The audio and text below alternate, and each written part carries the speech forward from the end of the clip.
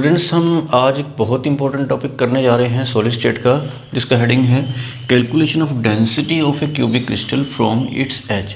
तो ये जो यूनिट सेल होता है उसका एक एज आपको दिया होता है, जिसको हम यूजली ए सपोज कर लेते हैं। उससे आपको उसकी डेंसिटी यूनिट सेल की कैलकुलेट करनी है।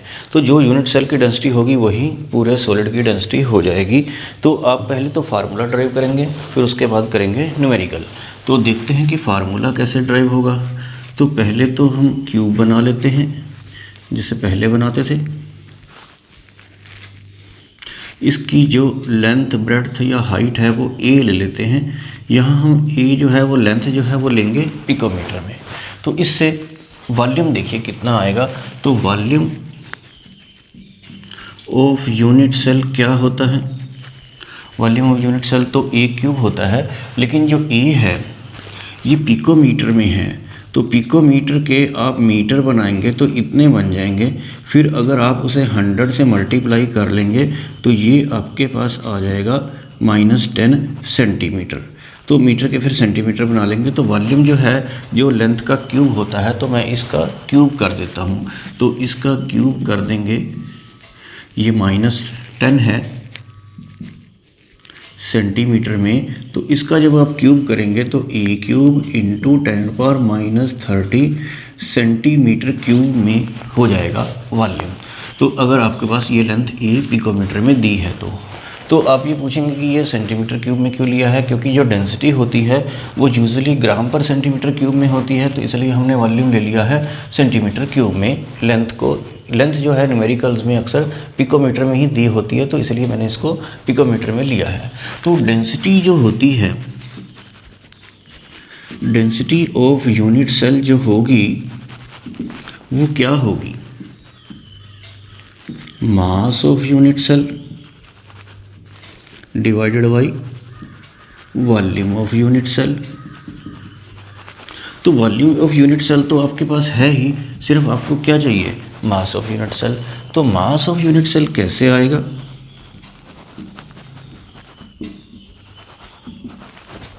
मास ऑफ यूनिट सेल जो कैलकुलेट करना है आपको, तो इसमें आप देखेंगे पहले कितने पार्टिकल्स हैं।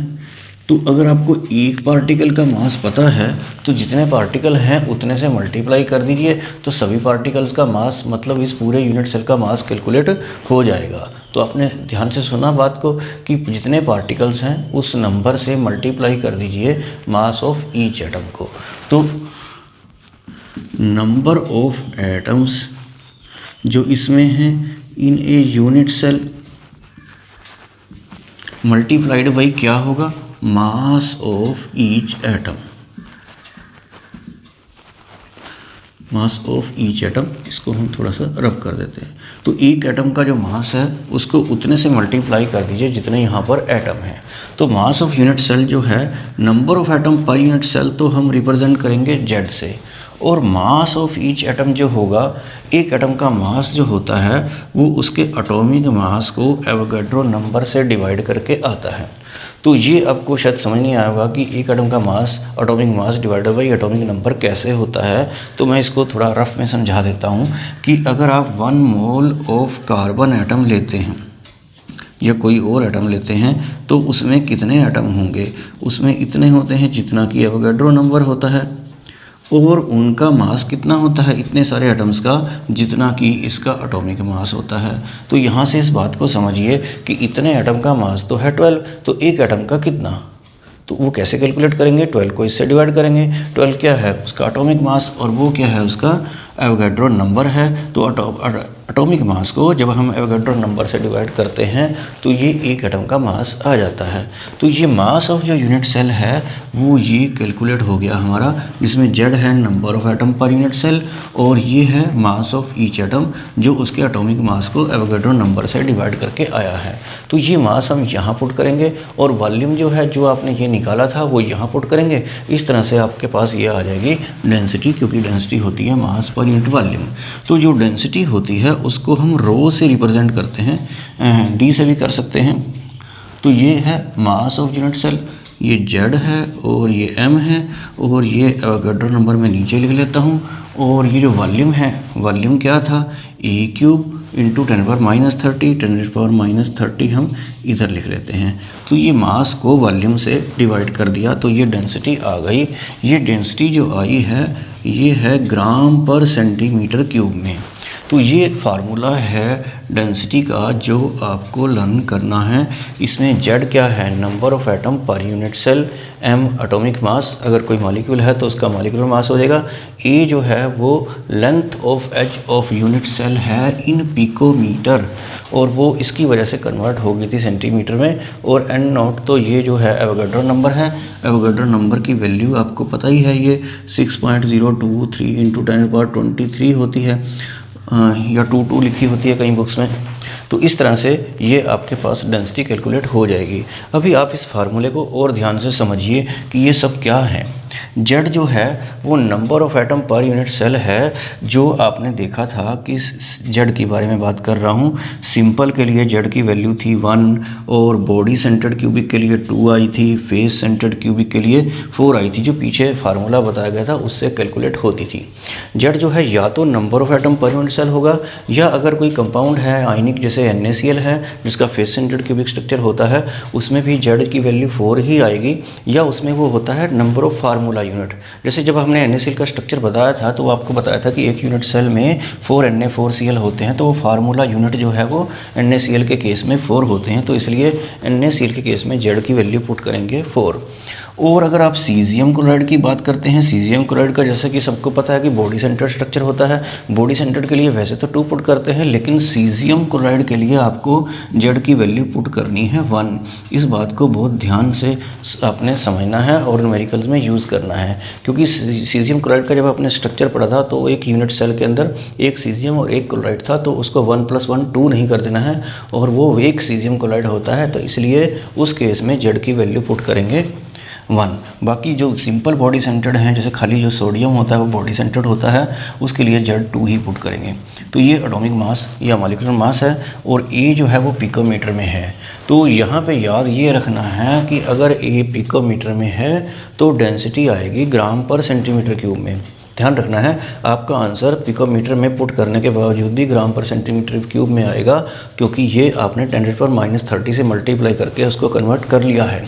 अगर बाई चांस A सेंटीमीटर में ही दिया हो, A अगर सेंटीमीटर में दिया है तो वो सेंटीमीटर क्यूब अपने आप ही बन जाएगा, तब आपको फार्मूले में ये चीज़ यूज़ नहीं करनी है। आंसर ग्राम पर सेंटीमीटर क्यूब में ऑटोमेटिकली आ जाएगा, और आपको इतना ही फार्मूला यूज़ करना है अगर बाई चांस A सेंटीमीटर में दिया है। कभी कभी SI यूनिट की ज़रूरत पड़ती है, उसमें मास ग्राम में ना होके किलोग्राम पर मोल में होता है जो SI यूनिट होते हैं। तो उसमें क्या होता है कि और A जो है वो मीटर में दिया होता है, तो A मीटर में और ये मास किलोग्राम पर मोल में, तो उसमें भी आपको ये यूज़ नहीं करना है, क्योंकि जब आप यहाँ मीटर पुट करेंगे और ये kg में होगा तो डेंसिटी का जो यूनिट आएगा kg पर मीटर क्यूब SI यूनिट आएंगे। तो इस तरह से ये छोटी छोटी बातों का आपको ख्याल रखना है न्यूमेरिकल करते वक्त। जब आप न्यूमेरिकल करेंगे तो मैं आपको फिर से ये बातें याद दिलाऊंगा, और ये सारी इन्फॉर्मेशन मैंने स्लाइड में लगा दी है, आपने उसको वीडियो को पॉज करके जरूर पढ़ लेना है। तो ये डेरिवेशन बिल्कुल सिंपल था, जो आपने आराम से समझ लिया होगा कि ये मास और वॉल्यूम को डिवाइड करना है। मास पहले ये कैलकुलेट कर लेना है, वॉल्यूम आपको पता ही है, और जस्ट ये फार्मूला आ जाता है ZmA³ एवोगाड्रो नंबर 10⁻30 ग्राम पर सेंटीमीटर क्यूब।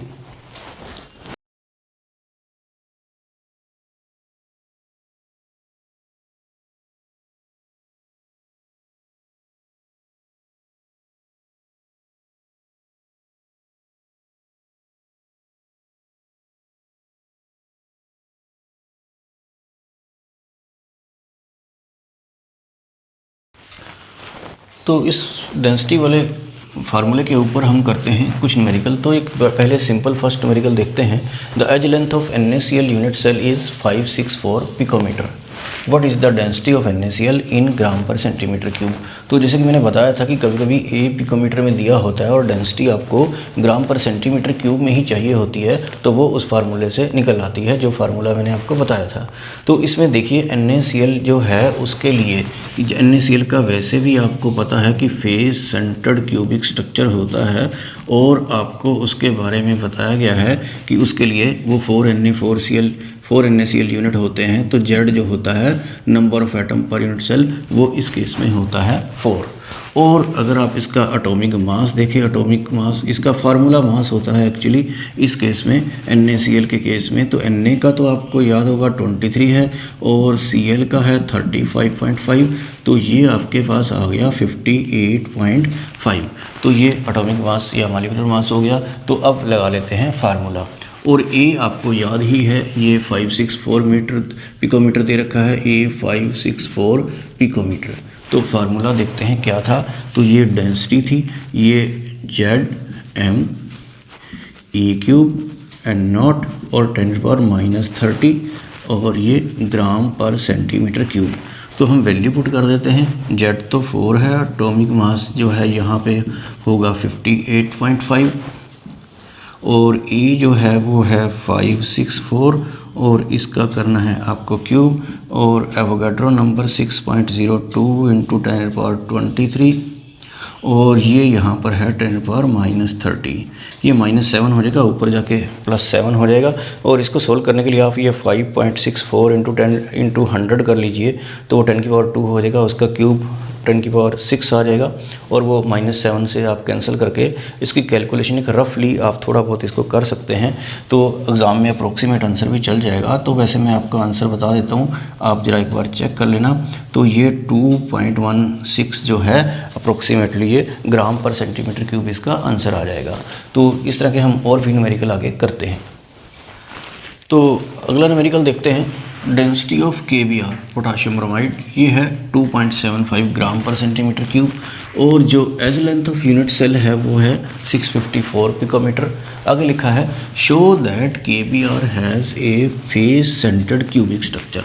तो आपको ये निकालना है कि KBr का आपको प्रूव करना है कि उसका फेस सेंटर्ड क्यूबिक स्ट्रक्चर होता है। तो कभी कभी ये समझ नहीं आता कि इसमें कैलकुलेट करना है क्या करना है, तो आप पहले फार्मूला लिख लीजिए।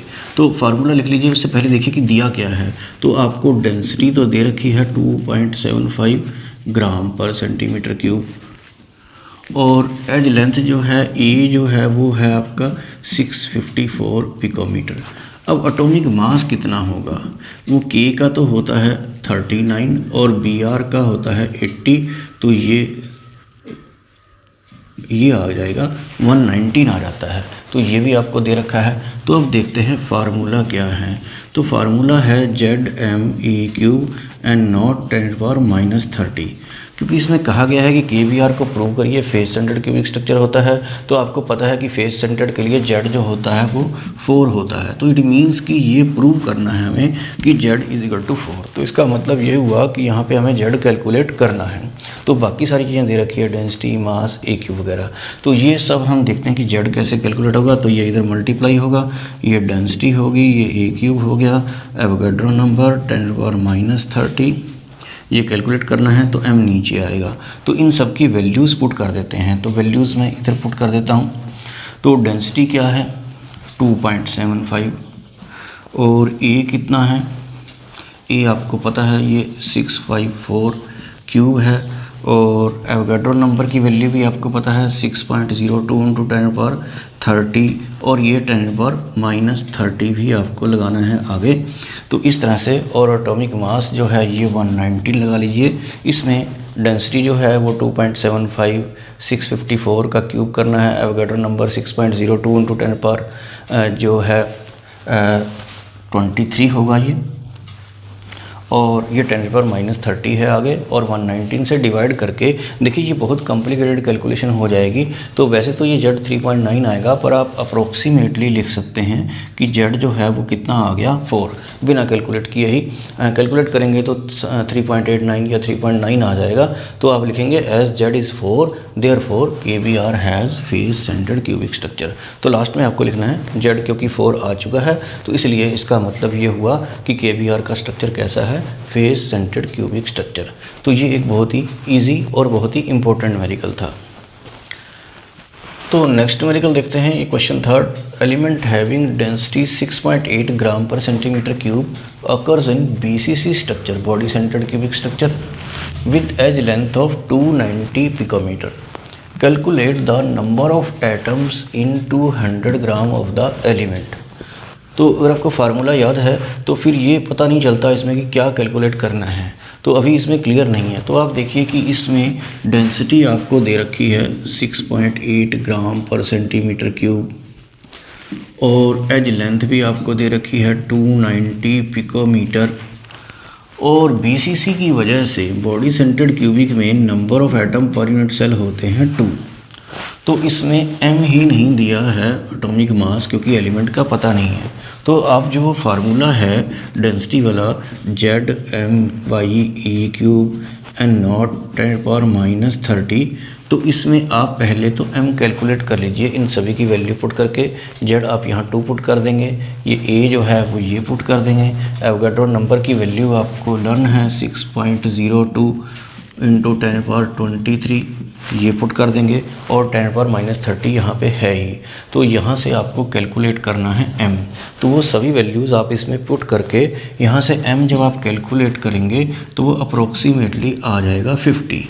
तो ये एटॉमिक मास ग्राम पर मोल में होता है कि 1 मोल में इतने ग्राम होते हैं उसके। तो आप क्वेश्चन को ज़रा ध्यान से देखिए, calculate the number of atoms in 200 gram of the element.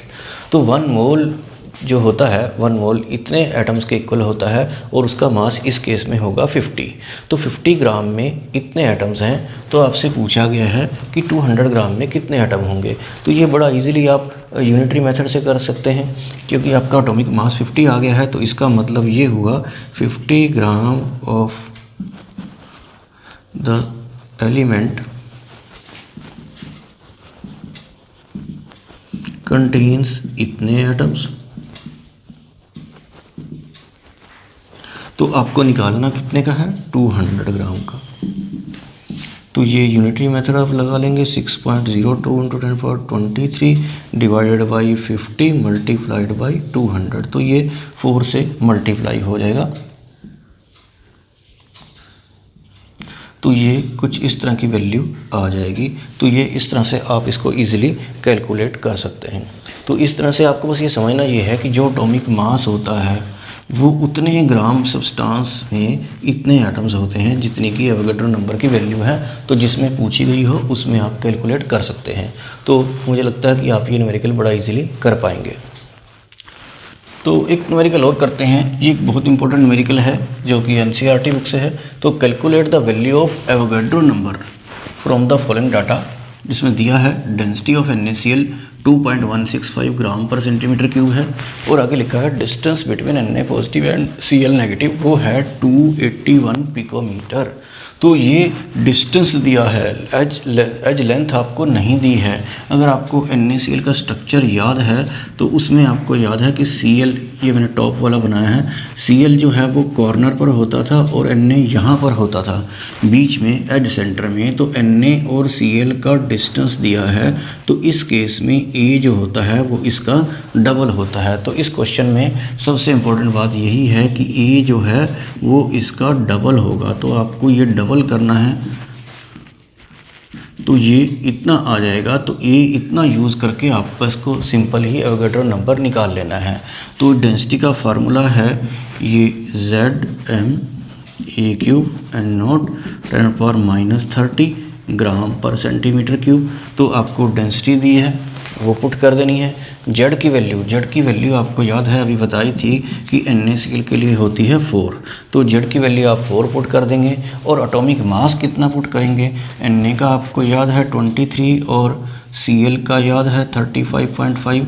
तो 58.5 जो है वो यहाँ पुट करेंगे, और A जो है ये पुट करना है 562, और ये आपको इधर ले जाना है वो इधर ले आएंगे। तो ऐसे आप एवोगाड्रो नंबर निकालेंगे, और निकालने की ज़रूरत नहीं है, बस आप अप्रोक्सीमेटली लिख देंगे 6.02 इंटू 10⁻23। अगर आप एक्चुअली कैलकुलेट करेंगे तो वो 6.09 आएगा, और अगर आप ऐसे ही लिखेंगे तो जो वैल्यू आपने लर्न कर रखी है वो लिख देंगे। तो इस क्वेश्चन में ये वाली बात आपको ज़रूर याद रखनी है, और ये एक इम्पोर्टेंट क्वेश्चन है, और इस तरह के क्वेश्चन काफ़ी आते हैं एवोगाड्रो नंबर निकालने के। तो मैं आपको कुछ और क्वेश्चन देता हूँ, आगे स्लाइड में देखिए, आप उनको ट्राई कीजिए, आंसर मैच कीजिए, तो आप उनको आसानी से कर पाएंगे।